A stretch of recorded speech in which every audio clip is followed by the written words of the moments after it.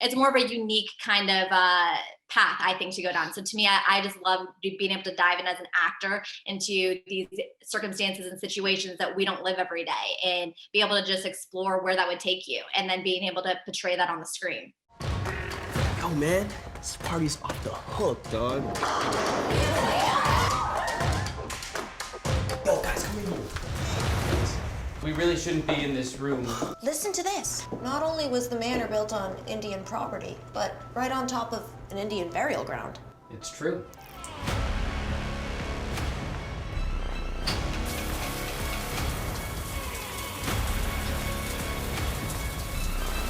Sometimes I think maybe there really is a curse. Something is seriously going on here. What are you talking about? According to legend, the ghosts of all the slaughtered still haunt these very woods.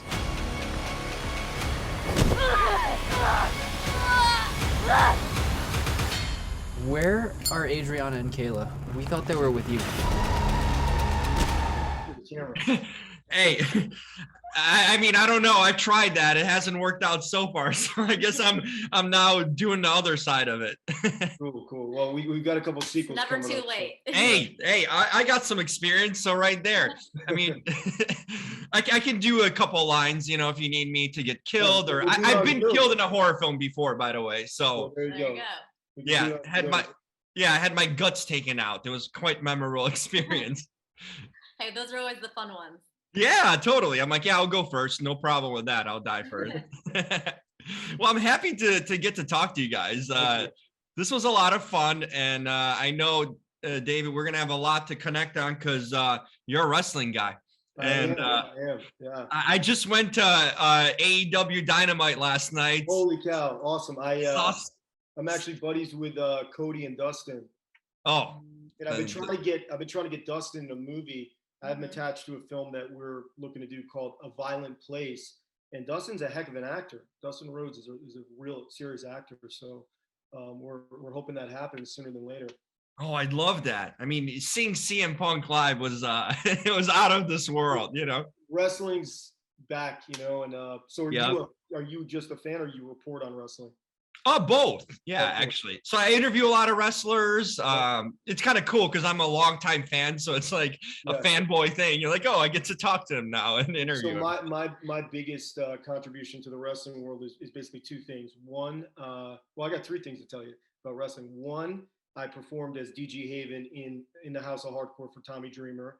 Yeah, Tommy I'm familiar. Dreamer, has been in a dozen of my movies, including the sequel to Burial Ground, which you'll hear about soon. And three, I put a lot of wrestlers in movies, a lot, and that's kind of what I'm known for. So Kevin Nash, John Morrison, God, who else? Vinny Marseglia, Ring of Honor's in Burial Ground. Yup, yeah, I know you got some Ring of Honor guys in there. I've noticed. Yeah. Flip Gordon. Flip Gordon, that's what he goes by, right? Yeah, so a ton of Diamond Dallas Page has been in one of my films. So yeah, I love it. These guys, you put them in front of the camera and they just go. They don't need 100 takes. And of course, obviously the fight choreography, they're just, you know, as you probably saw in this film, Travis and Vinny, I mean, they really went for it. And, you know, I'm a stunt coordinator, and I just sort of said, guys, you guys are the pros, go for it. I mean, they were throwing people over the fence. Yeah. I mean, and they didn't even really have to rehearse it. They just, you know, just went about it and did it. Yeah, all those moves is choreography, you know, so they're well trained in all that, you know. And also important thing is how to avoid getting injured. You know, wrestlers are really good at knowing how to protect, you know, the other person and whatnot, more so than even some stunt people. You're going to see me slouch over in the middle of this interview probably because I've taken Kevin Nash's powerbomb, choke slam at no, that was Big Time Wrestling. Nash and I had an angle where I was managing a guy opposite him, and then I've taken Donovan Dijak's finisher. He's now in NXT as God, who's he in NXT? He's in that. He kind of has the Bane character in NXT. Dijak. Yeah. I know who. Dominic, Djokovic, but then he turned into T-bar. Yeah. That's the worst finish in wrestling to take. I'll take it to you later. It's pretty brutal. Or you could Google DG Haven takes Donovan Dijak's finisher. It was pretty rough. So in the middle of the interview, I may end up like this because my mic is all screwed up. Hey, you've taken the bumps, so you're official, in that case. Well, it's cool that you take bumps, you make movies. I think that's like living a dream, right? I mean, I work with a pretty person, so hey, that too. I'm like, you have a pretty good life, from this perspective, I mean, not much to complain about in that case, and that's cool because you guys, I'm assuming, are a couple, right? We are, yeah. We are. No one ever asked us that, but yes, that's you're very perceptive. It makes sense in that case, Happen to be in the same spot. Now that he said that, I could do that. No. Absolutely. Hey, I was wondering, thinking about that. That's always kind of went through my. You do have a shower scene in there, Chelsea. I too. How does being shot by your boyfriend on screen? I always wonder, like, is that awkward? Is it comfortable because it's you guys? Like that always is like that's really bold for me. It's definitely awkward. I think that was probably the one thing I was the most nervous to do, and I think he was nervous too, honestly. So a lot of that was, thankfully, he was not in the room. The monitors were like behind, like in another room, so I didn't have to like physically see him there, so that helps. But you wrote it into the script, right, David?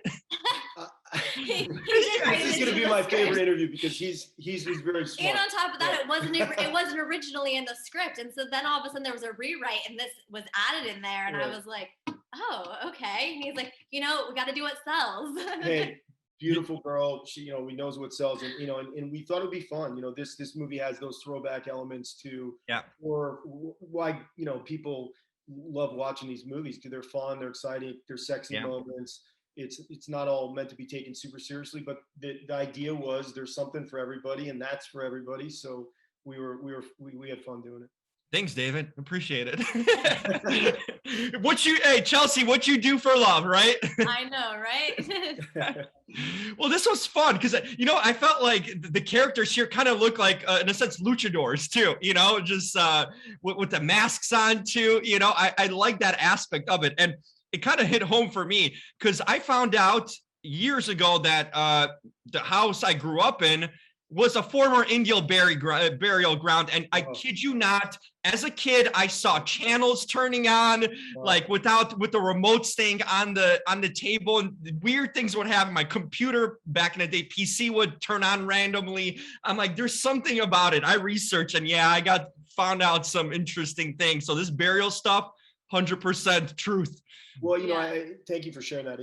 I grew up in New England, so when you grow up out here on the East Coast or other parts of the country, but for me specifically to growing up here, my grandfather, my uncles, people in town, there was always this sort of terrifying lore based in truth and history about Native American hauntings and the burial grounds, and you're on sacred land, and we heard that growing up, and I grew up super respectful of that and thinking, there's a power to that. There's that emanates in the woods, in the rivers. So we wanted to touch on that, be respectful.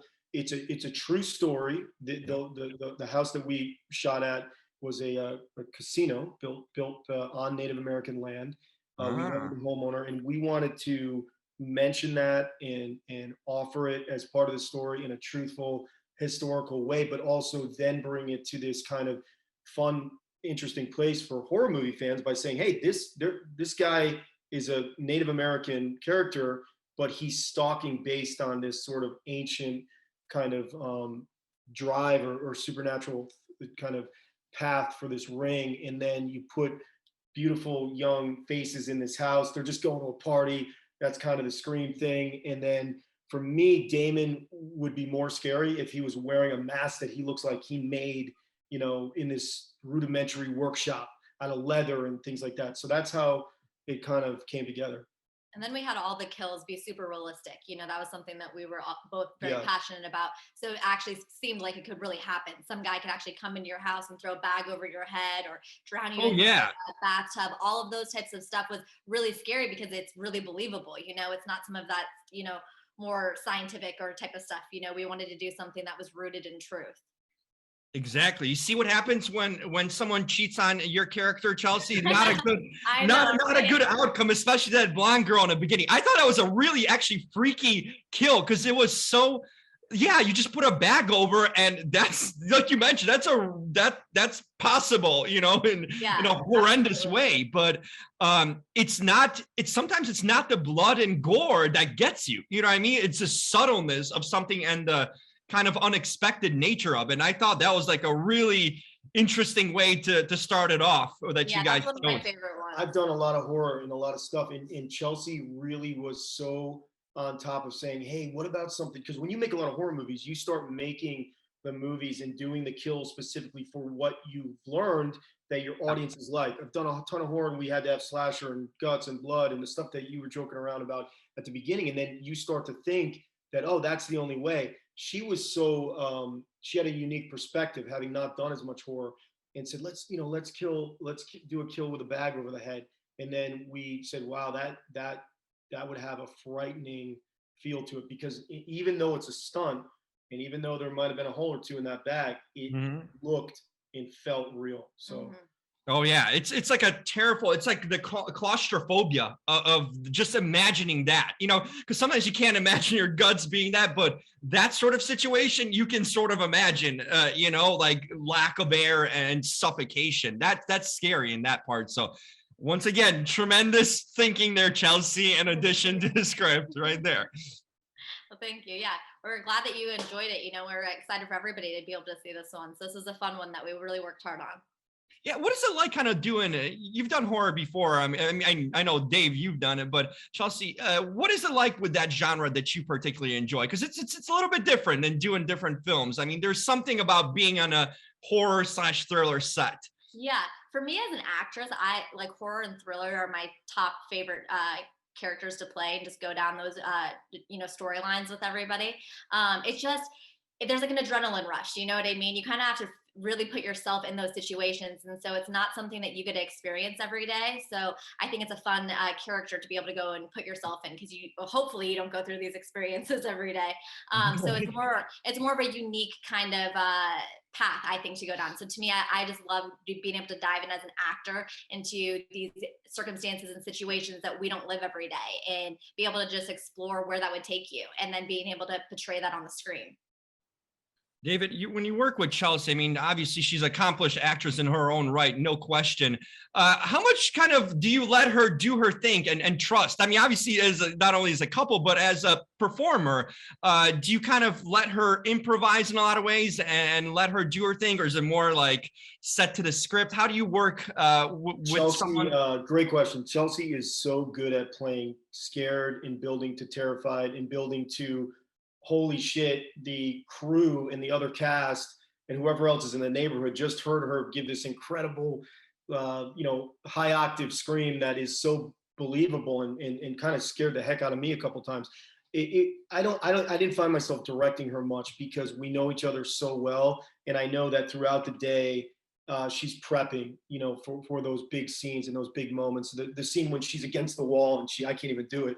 she did it so good, but the scene she's against the wall and she's terrified because the supernatural kind of element of the ring is starting to creep into her subconscious.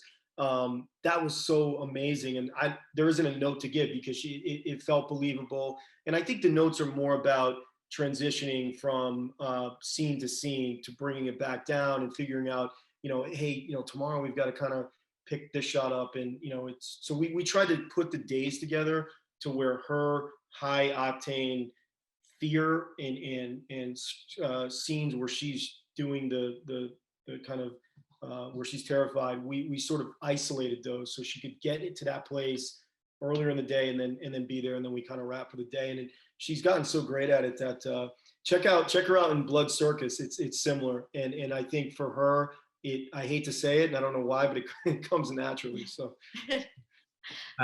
David, are you afraid to lose her to like mainstream Hollywood, like big time stuff? I mean, I'll pack a bag. I'll figure out a way to be there. So somehow he got me out here to the East Coast. I'm from LA, and so we met on a movie set 5 years ago, and somehow now I'm fully out here on the East Coast now. We're working so much, so we've got a lot of stuff coming. So we're blessed in that regard. But no, I mean, we'll see her on a TV show soon. She's that good. So.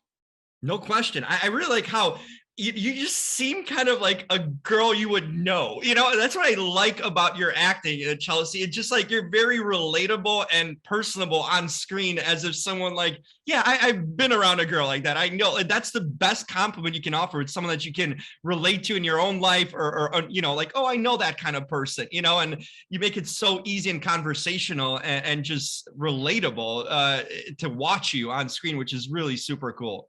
Well, thank you. I really appreciate you saying that. That means a lot, seriously. And there was a little bit of that in designing the Adriana character. Chelsea's very beautiful and looks like she belongs in the movie, but at the same time, I'm glad you said that. She's meant to be a girl next door. Her friends don't necessarily know the layers. They don't really know that the aunt's sick. They don't really even know that she has this Native American background, which Chelsea does in real life. Part of another reason why we did this.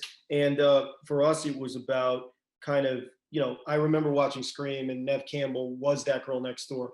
We wanted the same for Adriana, but she's tough and cool and kicks ass and can kind of fight to win at the end of the day if needed. So there you go. All the elements that need it, I'm curious, you guys get to work together, but what sort of things do you do to kind of turn off, to go like any hobbies you share together, because there's always I always feel like to be a great person in this industry, actor, director, you need a rich, full, regular life, right? So you can bring it to the screen like you, Chelsea, you make yourself relatable like a regular person and on screen. So what sort of things you guys like to enjoy to kind of turn off and get away from it all? I think both of us are just very close to both of our families. He's very close to his parents. I've got 3 younger brothers, all who are in the entertainment industry as well. So we do spend a lot of time with our family. So when we're not working, I'm in Los Angeles a lot, spending time with my family, and he's spending time with his family here too. And we also meet up and do it together, and I think that's what keeps us grounded with everything that we're doing. You already know what my answer is: wrestling. Yes, I figured it. Podcast, talk to my wrestler buddies. No, we work, and when we're not working on a movie that's in pre-production or production or post, which post is the killer, right? We love to develop together, whether we're talking about taking a poem and making it into a short film, or taking a short film or making it into a feature, bounce ideas around each other. I'll do like random things like short films. I have a short film out right now called Ignition, which is on YouTube, that I act in and I wrote. I paint, we hike together. We like to go grab food outside and hang with our buddies. I'd have a beer with you if you were here. So that type of stuff. Hey, you guys are super cool. And I love the creative vibe that both of you share too. It seems to resonate in all around your lives. Well, we appreciate you picking up on that, because, we've been interviewed a lot. I've been interviewed a lot. And I think that, I'm so grateful for you, mentioning it off the bat, because part of the story of Burial Ground Massacre is us.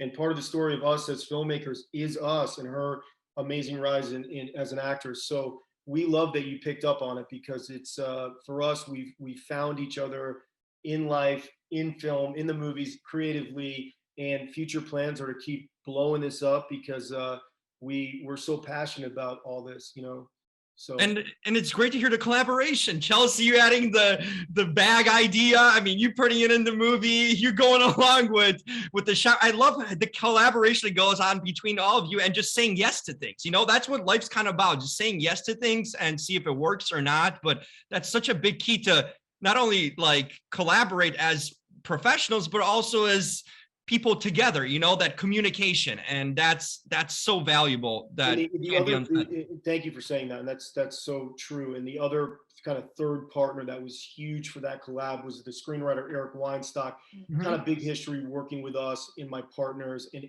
we would call Eric and say, hey, we finally found Damon's lair. Can you write a cool part? Hey, we got Michael Madsen. Okay, Eric, we got to talk. We got to write the dialogue for Michael to be amazing, or we're adding a scene for Adriana, or we're so Eric, we'd love to mention Eric, because he is a very smart screenwriter.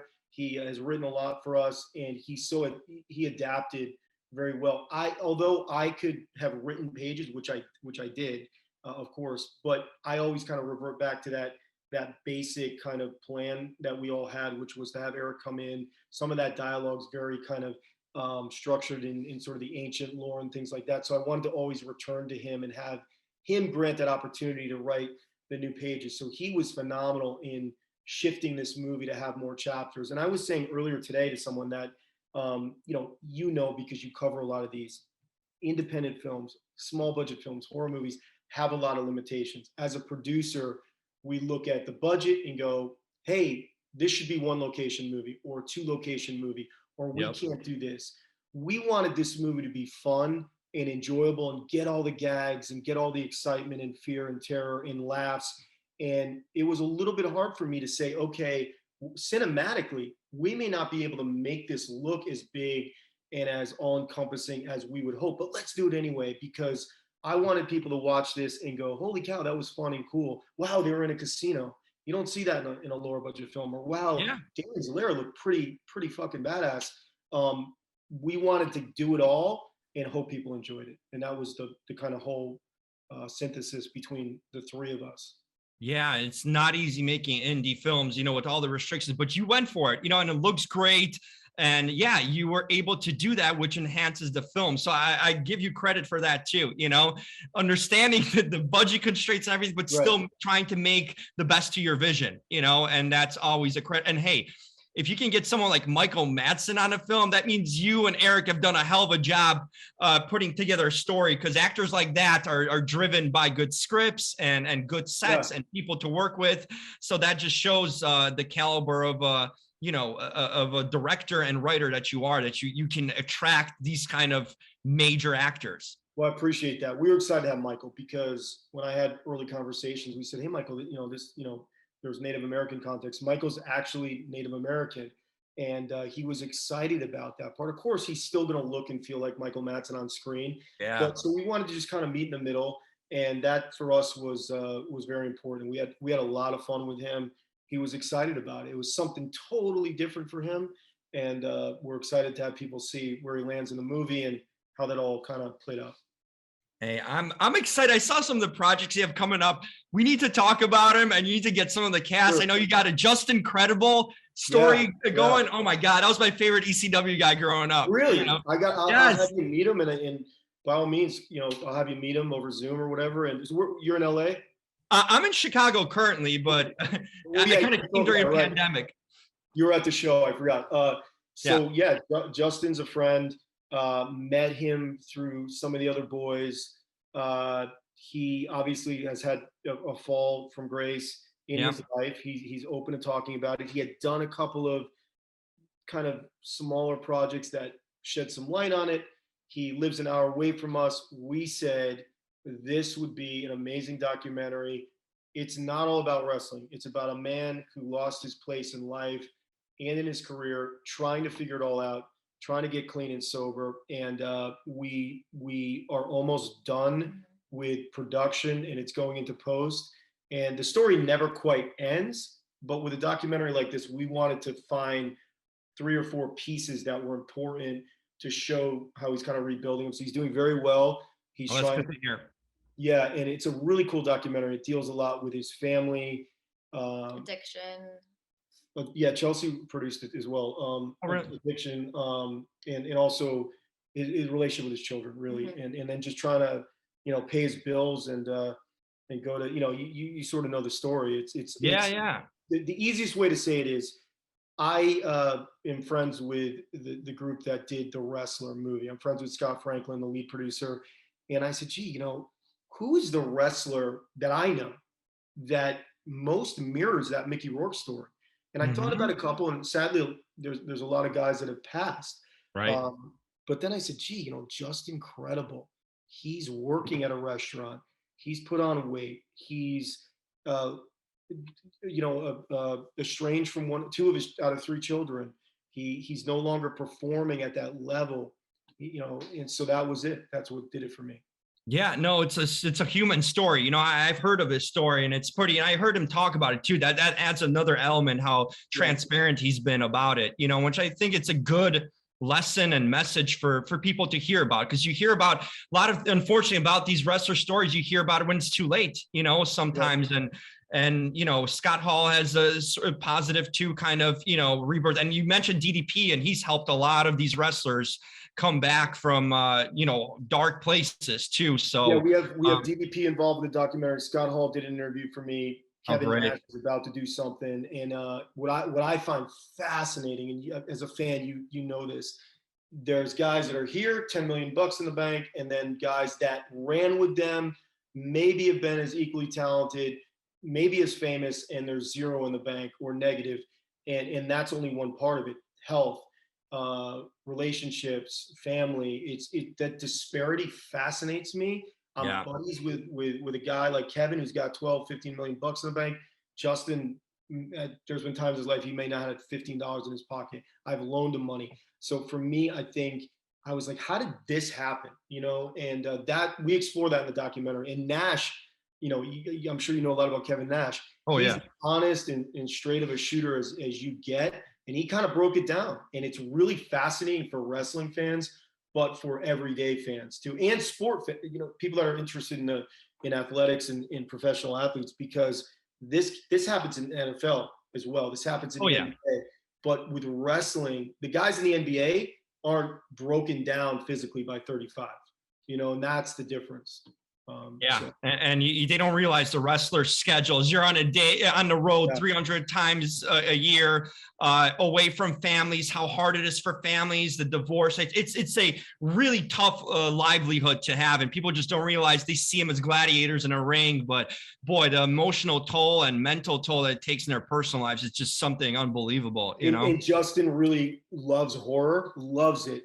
So he came by and visited the set. He's friends with Vinny Marseglia and Travis, and when he walked on the set, those young guys were like, holy cow, what do you think of, am I throwing the punch? I was like, don't even worry about what Justin tells you. It's a movie punch. Ask me, because all the wrestlers are doing there, and so that was kind of funny to see. And we slipped in a couple of wrestler-esque moves in there, kind of as because they were better at doing that than throwing the movie punch. But I need to mention that Zane Bernardo, AJ Bernardo, young guy that I mentored since he was 14, 15 years old. He's in the opening of the movie. He's the kid in the car with the redheaded girl, and he's in NEW. Oh yeah. Yeah, he's in NEW right now. He's was one half of the tag team champions. So I had guys. Wow. Yeah, and he did his own stunts too, which is really cool. Oh, that's so cool. You see, this is the kind of stuff that just goes all around. And Chelsea, I got to ask you before we go, how do you like producing? You've been involved in production, this film and a lot of films that you guys do together. How do you like that portion of it? I absolutely love producing. I think they go hand in hand with acting as well. It's really interesting to see everything on the other side of the camera and how much really goes into making an entire project. And that was probably one of the most difficult things on this project, was being the lead and producing. It was quite a bit, but I learned so much from it, and I absolutely love just being able to put all the pieces together. Producing to me is problem solving. There's always a problem that's going to come up, and it's just figuring out how to fix it and do the best that we can, and being able to get those cameras on, so that's kind of what I love doing, and being able to just kind of take lead and push forward.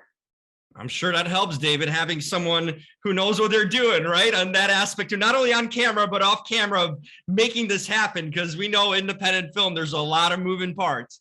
I'm just grateful that I now have a partner that's incredible at what she does. She wore both hats. It was incredible. It was impressive. I'm in the movie for a day. She's in the movie every day. It's completely different. Sometimes I stand back and go, wow, I'm lucky to have her, because she's so good at both, and really proud of her in this role. She took a lot of risks. For me, it was about, let's put as much on the screen that I think would interest fans. And as you said at the very beginning, sometimes those elements are huge risks for the filmmakers and actors like Chelsea. But we're glad we did it, because I wanted people to watch this and say, gee, there was something for me in that film. I'm going to call a buddy. I'm going to call my girlfriend. I'm going to call a friend of mine that's real into horror. It might be a Michael Madsen fan, or might be a wrestling fan, or might be a Jason fan, and go, gee, you should check out Burial Ground.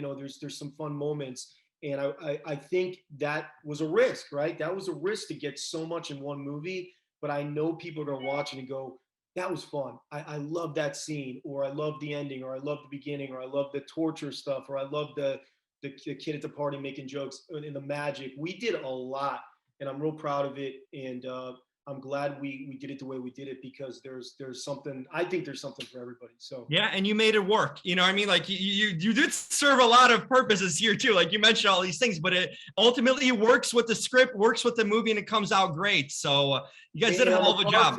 I'm a car fan, so we had to put the Firebird in there. So yes. Pay attention. We guys like us, right? That like all this stuff. Yeah, you know what's good. Yeah, so I think here's the thing. Super proud of it. She kicked ass. It was a lot of fun, and I think that translates. Yeah, and it's always a jumping off point to the next one. And the more you build, the more it'll come. So wow, this has been so much fun talking to you guys. I really enjoyed it. My favorite interview. We appreciate your excitement, and if we were near each other, I would do the wrestler.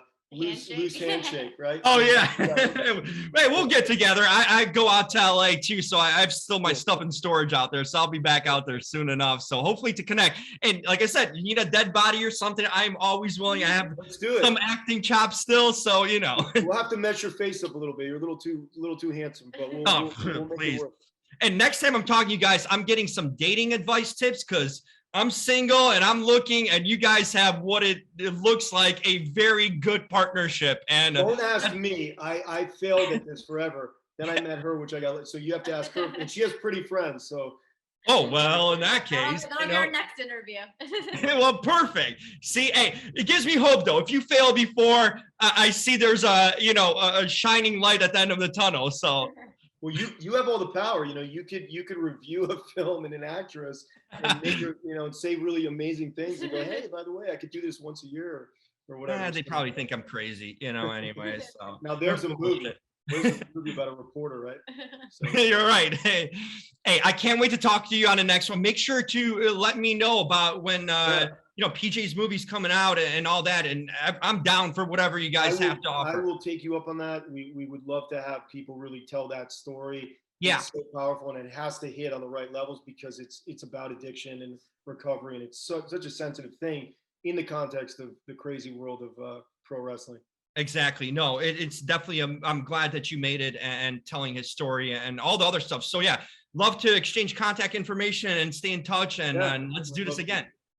Thank you so much. Thank you so much. Thank you so much. Thank you, David. Thank you, Chelsea. Great work. Keep it up. Talk soon. All right, talk to you soon. Bye. Bye-bye.